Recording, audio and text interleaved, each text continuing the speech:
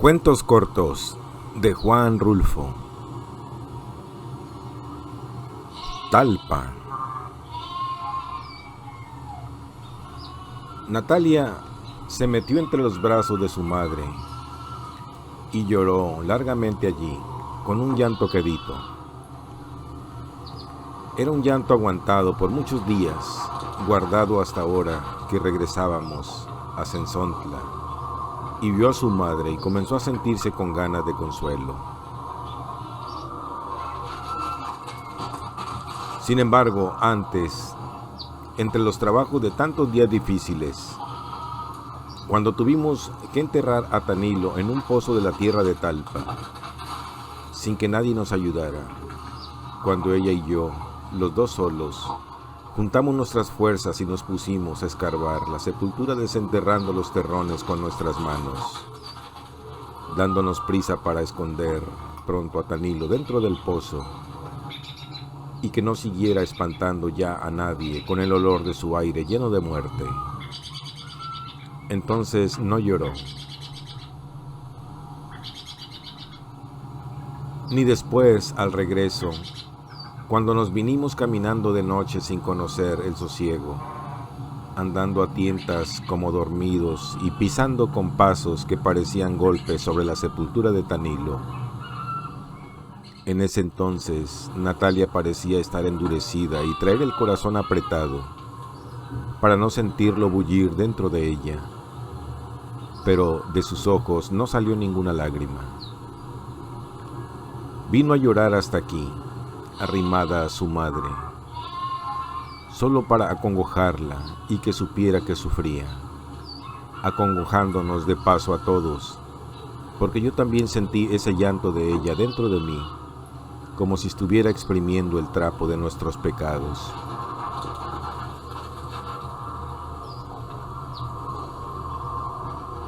Porque la cosa es que a Tanilo Santos, entre Natalia y yo, lo matamos. Lo llevamos a Talpa para que se muriera, y se murió.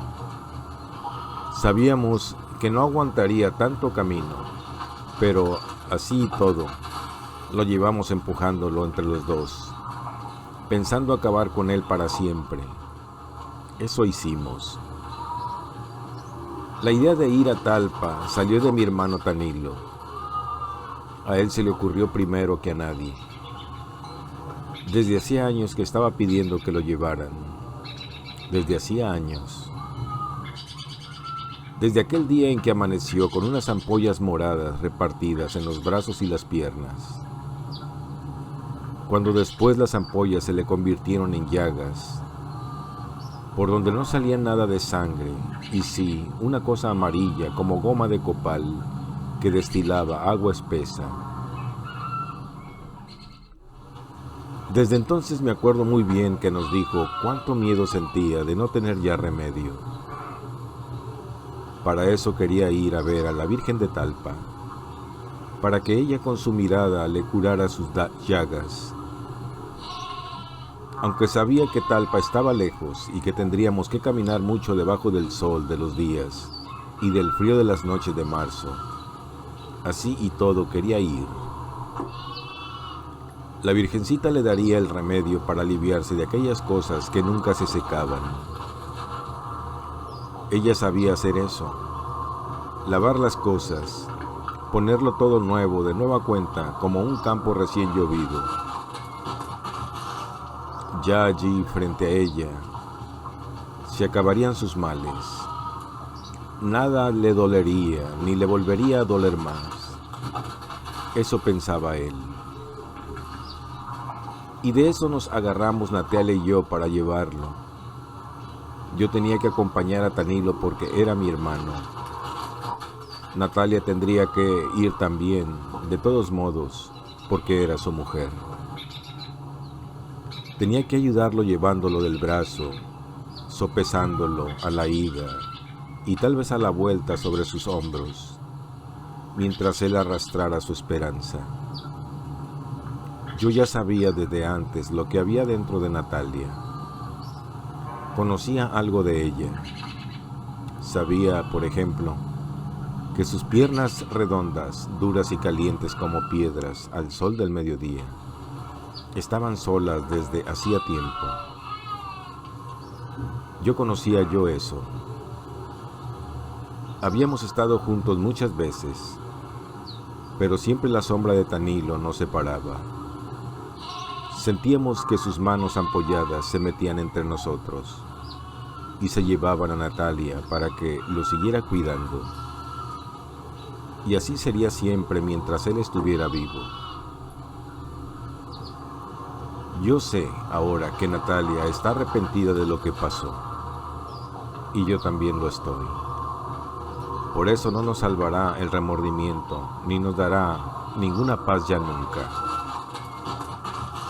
No podrá tranquilizarnos saber que Tanilo se hubiera muerto de todos modos, porque ya le tocaba, y que de nada había servido ir a Talpa, tan allá, tan lejos, pues casi seguro de que se hubiera muerto igual allá que aquí, o quizás tantito después aquí que allá, porque todo lo que se mortificó por el camino, y la sangre que perdió de más, y el coraje y todas esas cosas juntas fueron lo que lo mataron más pronto. Lo malo está en que Natalia y yo lo llevamos a empujones. Cuando él ya no quería seguir, cuando sintió que era inútil seguir y nos pidió que lo regresáramos. A estirones lo levantamos del suelo para que siguiera caminando, diciéndole que ya no podíamos volver atrás. Está ya más cerca Talpa que Sensontla, eso le decíamos. Pero entonces Talpa estaba todavía lejos, más allá de muchos días. Lo que queríamos era que se muriera. No está por demás decir que eso era lo que queríamos desde antes de salir de Sensontla, y en cada una de las noches que pasamos en el camino de Talpa. Es algo que no podemos entender ahora, pero entonces era lo que queríamos, me acuerdo muy bien. Me acuerdo de esas noches. Primero nos alumbrábamos con ocotes, después dejábamos que la ceniza oscureciera la alumbrada y luego buscábamos, Natalia y yo, la sombra de algo para escondernos de la luz del cielo. Así nos arrimábamos a la soledad del campo, fuera de los ojos de Tanilo y desaparecidos en la noche. Y la soledad aquella nos empujaba uno a otro. A mí me ponía entre los brazos el cuerpo de Natalia y a ella eso le servía de remedio. Sentía como si descansara. Se olvidaba de muchas cosas y luego se quedaba adormecida y con el cuerpo sumido en un gran alivio. Siempre sucedía que la tierra sobre la que dormíamos estaba caliente y la carne de Natalia, la esposa de mi hermano Tanilo, se calentaba enseguida con el calor de la tierra. Luego aquellos dos calores juntos quemaban y lo hacían a uno despertar de su sueño. Entonces mis manos iban detrás de ella, iban y venían por encima de ese como rescoldo que era ella. Primero suavemente, pero después la apretaban como si quisieran exprimirle la sangre. Así una y otra vez, noche tras noche, hasta que llegaba la madrugada y el viento frío apagaba la lumbre de nuestros cuerpos. Eso hacíamos Natalia y yo a un lado del camino de Talpa, cuando llevamos a Tanilo para que la Virgen lo aliviara. Ahora todo ha pasado. Tanilo se alivió hasta de vivir.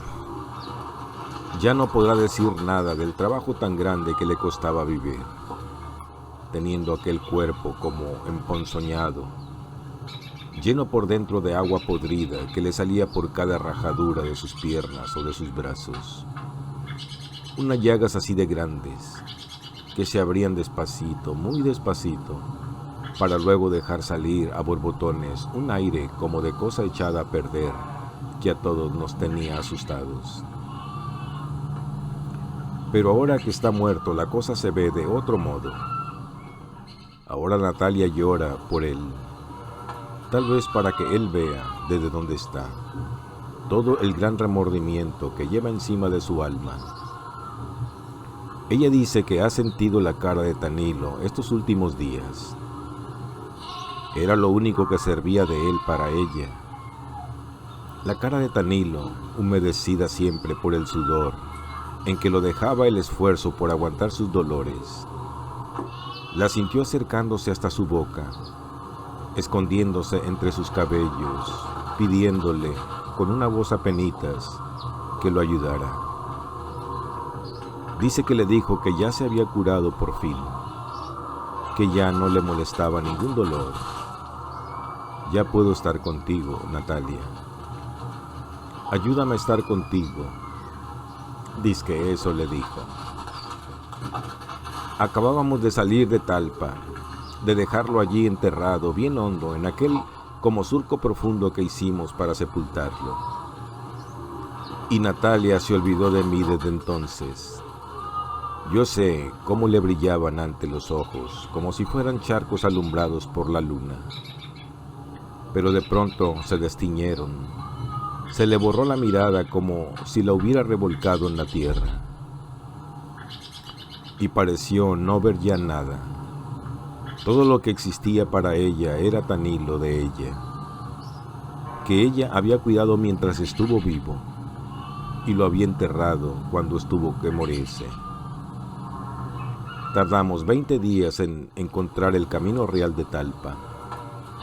Hasta entonces habíamos venido los tres solos. Desde allí comenzamos a juntarnos con gente que salía de todas partes, que había desembocado como nosotros en aquel camino ancho, parecido a la corriente de un río, que nos hacía andar a rastras, empujados por todos lados, como si nos llevaran amarrados con hebras de polvo. Porque de la tierra se levantaba, con el bullir de la gente, un polvo blanco como tamo de maíz que subía muy alto y volvía a caer, pero los pies al caminar lo devolvían y lo hacían subir de nuevo. Así a todas horas estaba aquel polvo por encima y debajo de nosotros. Y arriba de esta tierra estaba el cielo vacío, sin nubes, solo el polvo, pero el polvo no da ninguna sombra.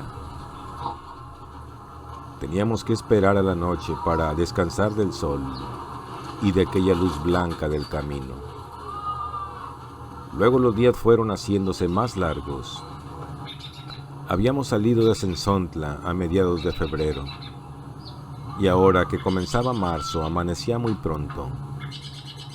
Apenas si cerrábamos los ojos al oscurecer, cuando nos volvía a despertar el sol, el mismo sol que parecía acabarse de poner hacía un rato. Nunca había sentido que fuera más lenta y violenta la vida, como caminar entre un amontonadero de gente, y cual si fuéramos un hervidero de gusanos apelotonados bajo el sol, retorciéndonos entre la cerrazón del polvo que nos encerraba a todos en la misma vereda y nos llevaba como acorralados. Los ojos seguían la polvareda, daban en el polvo como si tropezaran contra algo que no se podía traspasar. Y el cielo siempre gris, como una mancha gris y pesada que nos aplastaba a todos desde arriba.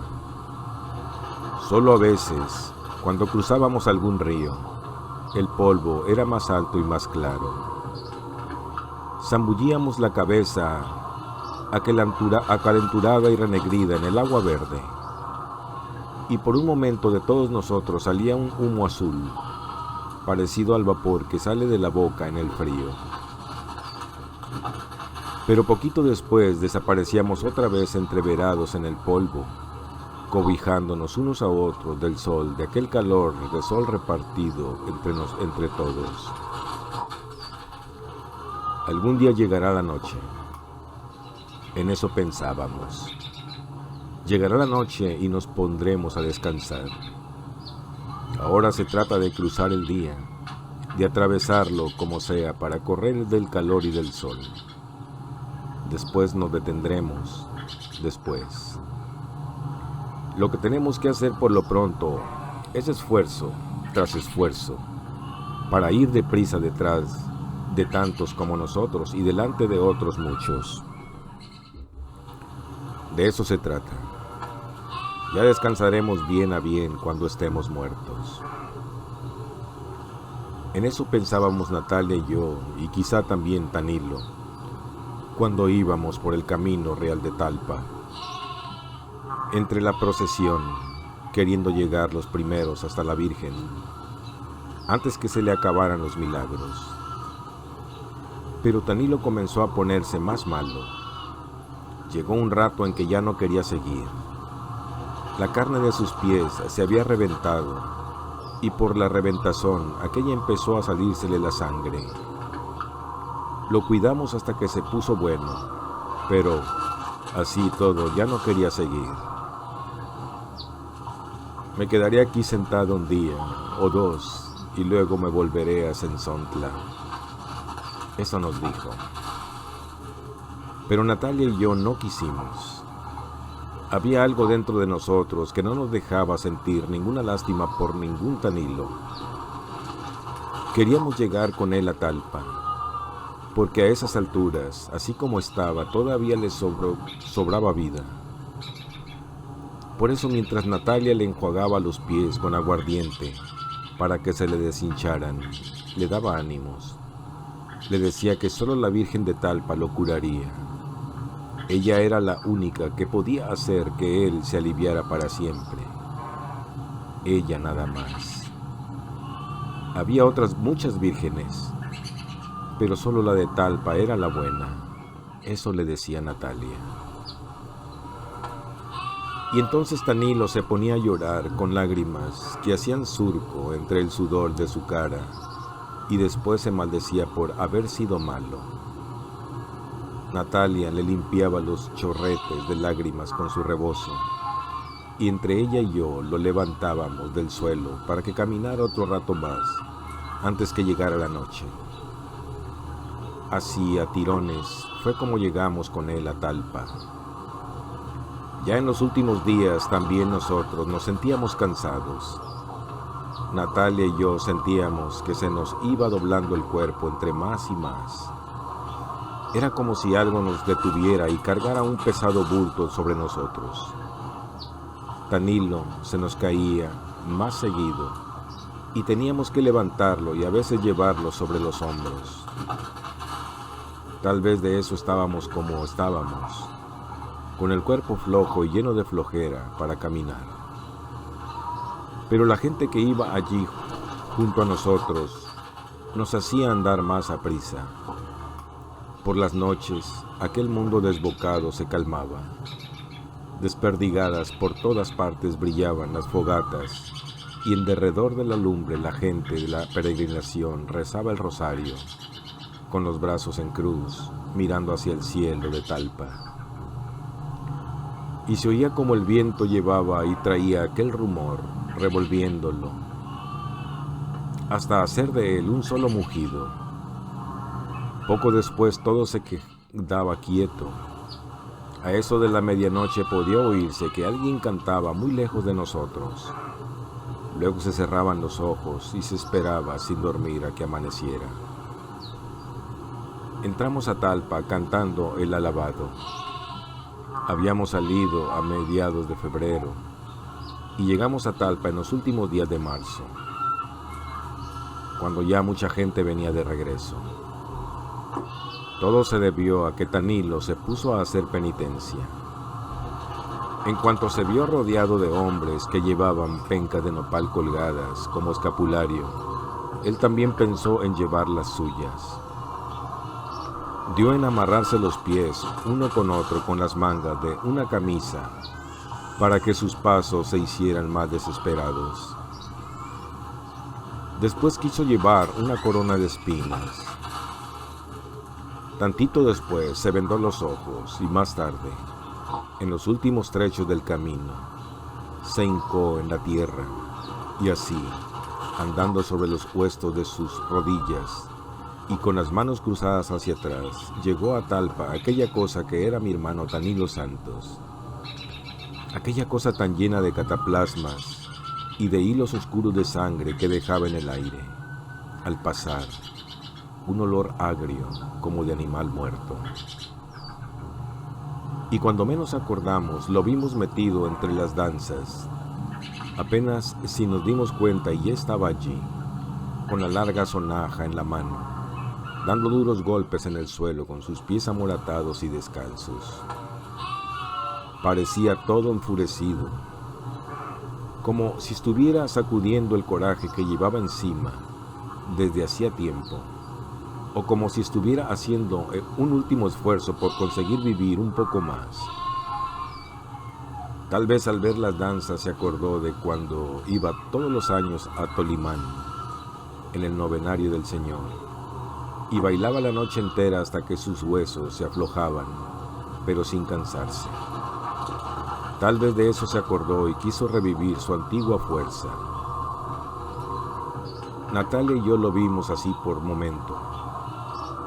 Enseguida lo vimos alzar los brazos y azotar su cuerpo contra el suelo, todavía con la sonaja repicando entre sus manos salpicadas de sangre.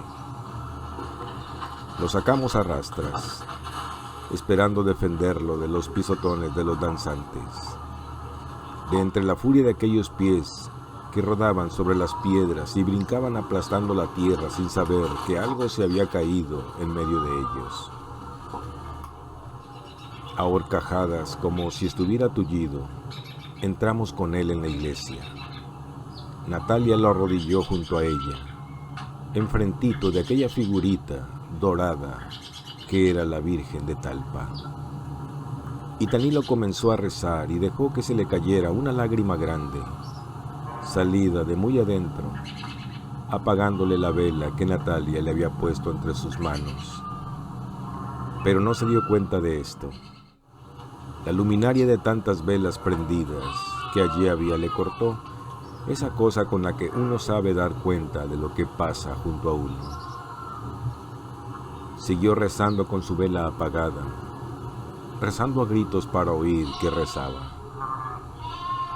Pero no le valió. Se murió de todos modos. Desde nuestros corazones sale para ella una súplica igual, envuelta en el dolor. Muchas lamentaciones revueltas con esperanza.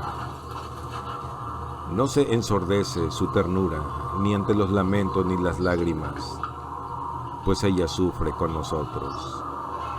Ella sabe borrar esa mancha y dejar que el corazón se haga blandito y puro para recibir su misericordia y su caridad.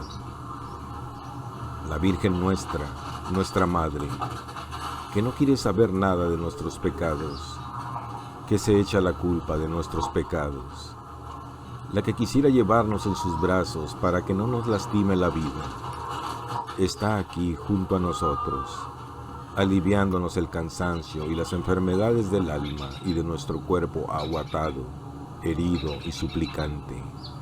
Ella sabe que cada día nuestra fe es mejor porque está hecha de sacrificios. Eso decía el señor cura desde allá arriba del púlpito.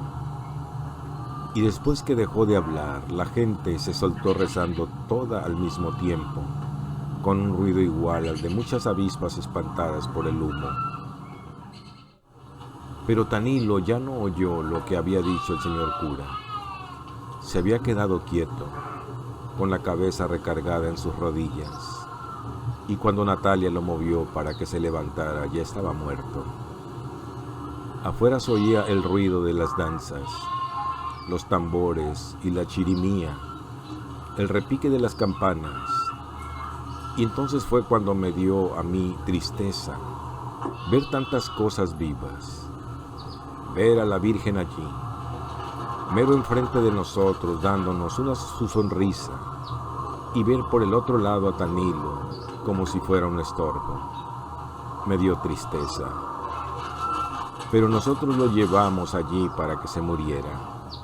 Eso es lo que no se me olvida. Ahora estamos los dos en Sensontla. hemos vuelto sin él. Y la madre de Natalia no me ha preguntado nada, ni qué hice con mi hermano Tanilo, ni nada. Natalia se ha puesto a llorar sobre sus hombros y le ha contado de esa manera todo lo que pasó. Y yo comienzo a sentir como si no hubiéramos llegado a ninguna parte, que estamos aquí de paso para descansar y que luego seguiremos caminando. No sé para dónde, pero tendremos que seguir, porque aquí estamos muy cerca del remordimiento y del recuerdo de Tanilo. Quizá hasta empecemos a tenernos miedo uno al otro. Esa cosa de no decirnos nada desde que salimos de Talpa, tal vez quiera decir eso. Tal vez los dos tenemos muy cerca el cuerpo de Tanilo, tendido en el petate enrollado, lleno por dentro y por fuera de un hervidero de moscas azules que zumbaban, como si fuera un gran ronquido que saliera de la boca de él. De aquella boca que no pudo cerrarse a pesar de los esfuerzos de Natalia y míos, y que parecía querer respirar todavía sin encontrar resuello. De aquel Tanilo a quien ya nada le dolía, pero que estaba muy adolorido, con las manos y los pies engarruñados, y los ojos muy abiertos como mirando su propia muerte. Y por aquí y por allá todas sus llagas goteando un agua amarilla, llena de aquel olor que se derramaba por todos lados y se sentía en la boca, como si se estuviera saboreando una miel espesa y amarga que se derretía en la sangre de uno a cada bocanada de aire. Es eso de lo que quizás nos acordemos aquí más seguido, de aquel Tanilo que nosotros enterramos en el camposanto de Talpa, al que Natalia y yo echamos tierra y piedras encima para que no lo fueran a desenterrar los animales del cerro.